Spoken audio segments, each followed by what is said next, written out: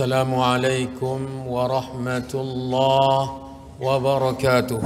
Alhamdulillahilladzi khalaqa fasawwa wa qaddara fahada wa syara'a fayassar wa hakama fa'adal.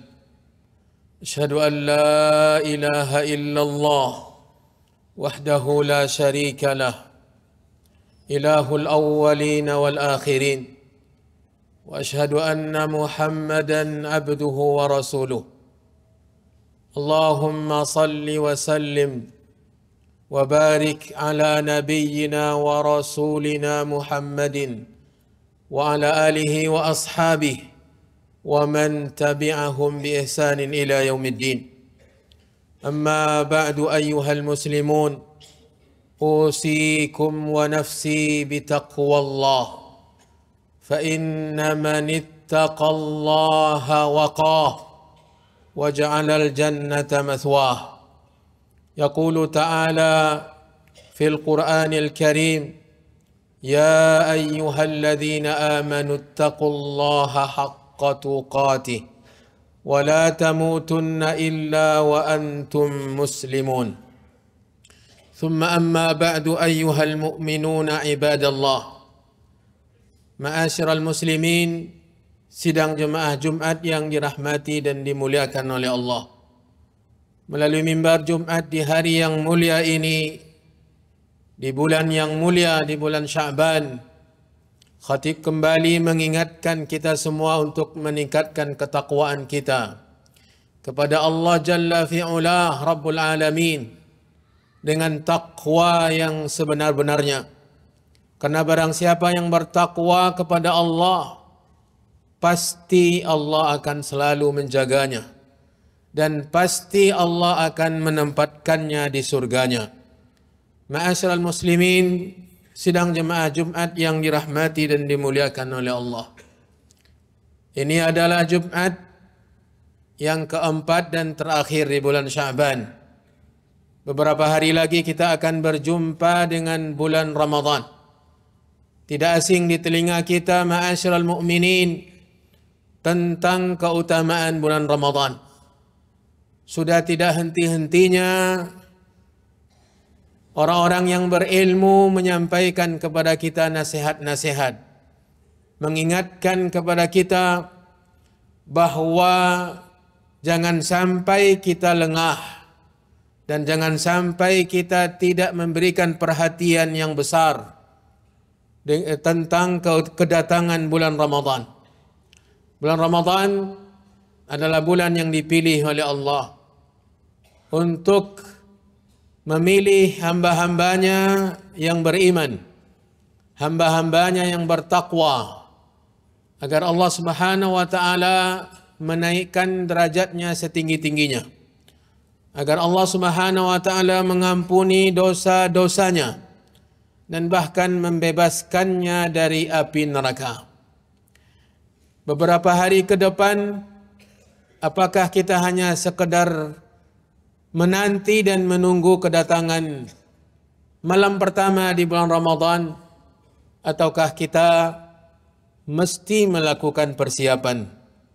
Bila kita melihat kehidupan Nabi kita Muhammad sallallahu alaihi wasallam, tuntunan dan petunjuknya, maka kita akan mendapatkan bahwa Nabi kita sallallahu alaihi wasallam sangat memberikan perhatian kepada bulan Sya'ban.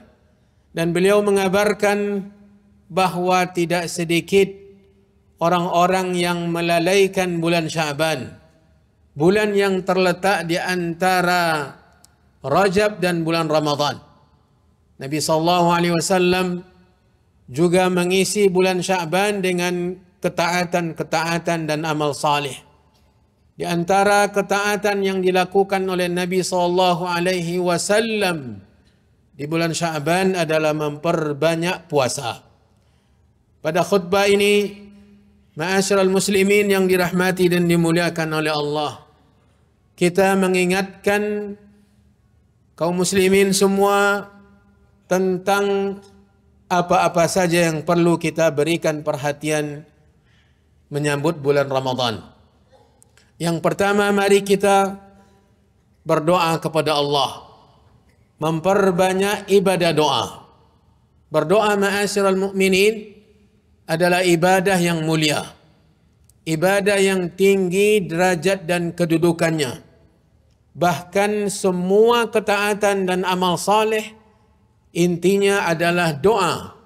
Karena setiap ibadah yang dilakukan oleh seorang hamba akan ada di dalamnya permohonan agar ibadah tersebut diterima oleh Allah Jalla wa'ala, dan itu doa. Makanya para ulama membagi doa kepada dua bahagian. Yang pertama doa ibadatin, dan yang kedua adalah doa masalah. Doa ibadah yaitu rasa keinginan yang mengiringi setiap ibadah kita agar Allah Subhanahu wa taala menerimanya. Doa masalah adalah permohonan dan permintaan kita setiap kita menengadahkan tangan bermunajat kepada Allah Subhanahu wa taala. Maka menyambut Ramadan kita mesti berdoa. Dan doa adalah ibadah. Allah Subhanahu wa taala memerintahkan kita untuk beribadah, berdoa. Wa qala rabbukum ud'uni. Dan telah berfirman Allah, Rabb kalian berdoalah kepadaku. Dan Nabi SAW bersabda, ad-du'a'u huwal ibadah. Berdoa itu adalah ibadah. Bentuk doa menyambut Ramadan ada beberapa macam. Yang pertama, berdoa agar Allah Subhanahu wa taala mempertemukan kita dengan bulan Ramadan. Berharap, meminta, memohon kepada Allah Subhanahu wa taala agar Allah mempertemukan kita dengan bulan Ramadan. Karena kita yakin dan kita merasakan, melihat kenyataan bahawa banyak orang-orang yang berharap berjumpa dengan Ramadan, namun Allah Subhanahu wa taala menakdirkan ia tidak bisa berjumpa dengan datangnya kematian yang menghalanginya untuk berjumpa dengan bulan Ramadan. Ada orang-orang yang tahun yang lalu bersama kita melakukan ibadah Ramadan, tetapi tahun ini mereka sudah tidak bersama kita lagi. Maka ini sangat penting untuk kita perbanyak di bulan Sya'ban ini harapan, permohonan, munajat, doa, permintaan kita kepada Allah agar Allah Subhanahu wa taala mempertemukan kita dengan bulan Ramadan. Doa yang kedua adalah memohon kepada Allah Subhanahu wa taala agar kita diberi taufik, diberi tuntunan, diberi kemudahan, diberi kekuatan untuk bisa beramal di bulan Ramadan. Karena banyak orang-orang yang berjumpa Ramadan, namun Ramadan tidak sama sekali memberikan apa-apa pun, tidak bisa memberi apapun manfaat dan faedah kepadanya.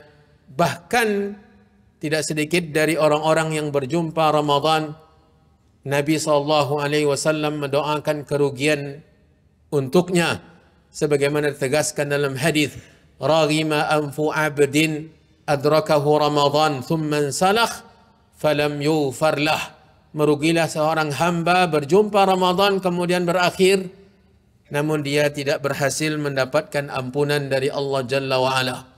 Doa yang ketiga yang jangan sampai kita lupakan, bahkan ini inti dari doa kita, bahwa memohonlah kepada Allah agar setiap ibadah, setiap ketaatan yang kita lakukan nanti di bulan Ramadan menjadi amalan dan ibadah yang diterima oleh Allah Subhanahu wa taala, dan memohonlah pula kepada Allah agar kita mendapatkan pembebasan dari api neraka.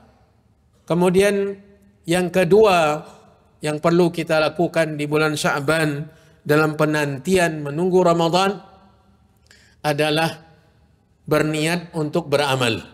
Adanya keinginan, adanya niat untuk beramal saleh di bulan Ramadan adalah adanya keinginan dan niat untuk beramal di bulan Ramadan, karena ini yang perlu dan mesti kita tanamkan di dalam hati kita. Bila tidak ada keinginan untuk beramal, apa artinya dan apa faedahnya kita berjumpa dengan bulan Ramadan. Allah Subhanahu wa taala berfirman, "Qul atu'allimuna Allah bidinikum wallahu ya'lamu ma fis samawati wa ma fil ardi wallahu bikulli syai'in alim." Allah Maha mengetahui. Kita tidak perlu memberitahukan Allah tentang apa yang akan kita lakukan. Yang penting kita berniat bahwa kita akan beramal, kita akan berbuat, kita akan melakukan berbagai macam amal saleh nanti di bulan Ramadan. Nabi SAW bersabda, "Innamal a'malu binniyat." Sesungguhnya amalan itu berdasarkan niat. Kalau sudah ada keinginan, kalau sudah ada niat, kalau sudah ada azam yang kuat, maka pasti Allah Subhanahu wa taala akan memberikan kemudahan. Al-Imam Ahmad bin Hanbal rahimahullahu taala sangat berpesan kepada anaknya Abdullah untuk selalu berniat berbuat kebaikan. Ya Abdullah, in will khaira. Wahai Abdullah, berniatlah untuk berbuat baik. Fa innaka wa illam ta'mal bihi faniyatul khairi amalun. Sesungguhnya bila engkau belum sempat melakukannya, maka berniat untuk berbuat kebaikan adalah amalan. Maka berniatlah ma'asyiral muslimin untuk melakukan berbagai macam ketaatan-ketaatan nanti di bulan Ramadan. Kemudian khususkan niat-niat tertentu. Misalnya niat untuk berpuasa dengan sebaik-baiknya, niat untuk melakukan tarawih di masjid tertentu karena bacaannya panjang, imamnya baik bacaannya. Niatkan ini, niatkan untuk bersedekah sebanyak-banyaknya. Ini termasuk niat beramal yang juga perlu kita persiapkan semenjak dini sebelum datang bulan Ramadan. Kemudian di antara yang perlu kita perhatikan menyambut Ramadan, ma'asyiral muslimin yang dirahmati dan dimuliakan oleh Allah, ketahuilah bahwa apapun amal saleh dan kebaikan ibadah yang kita lakukan, kitalah yang akan mendapatkan hasilnya. Bila kita melakukan perbuatan buruk, dosa dan kemaksiatan, kita pulalah yang akan mendapatkan dampak buruknya. Dan ini sangat banyak ditegaskan oleh Allah di dalam Al-Quran. Allah Subhanahu wa taala berfirman, "Man amila salihan falinafsihi wa man asaa fa'alaiha." Barang siapa yang beramal saleh, maka dia sendiri yang akan mendapatkan hasilnya. Dan barang siapa yang beramal buruk, dia pula yang akan memetik dampak buruknya. Maka ini harus kita yakini. Kalau kita beramal sebanyak-banyaknya di bulan Ramadan, maka kitalah yang akan mendapatkan hasilnya. Kalau kita justru bermalas-malasan dari ketaatan di bulan Ramadan, kita juga yang akan merugi sebagaimana ditegaskan oleh Nabi kita Muhammad sallallahu alaihi wasallam. Ma'asyiral muslimin, tunggu apa lagi? Hanya beberapa hari yang tidak banyak kedatangan Ramadan akan menjumpai kita, maka mari kita persiapkan diri semaksimal mungkin dengan doa, dengan niat untuk beramal saleh, dengan menanamkan bahawa ketaatan-ketaatan kita itu kita yang akan memetik hasilnya. Dosa-dosa dan kelalaian kita juga, dosa-dosa dan kelalaian kita juga yang akan mendapatkan dampak buruknya. Aqulu qawli hadha wa astaghfirullaha li wa lakum wa lisairil muslimina min kulli dhanbin fastaghfiruhu innahu huwal ghafurur rahim.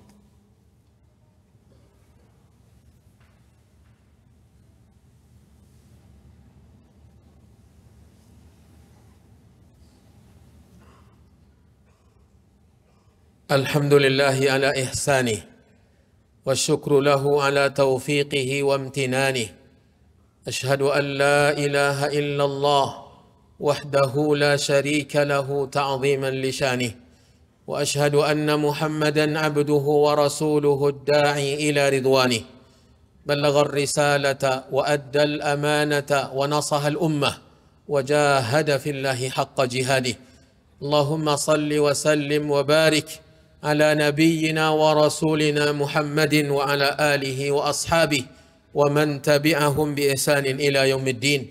Ma'asyiral muslimin, sidang jemaah Jumat yang dirahmati dan dimuliakan oleh Allah.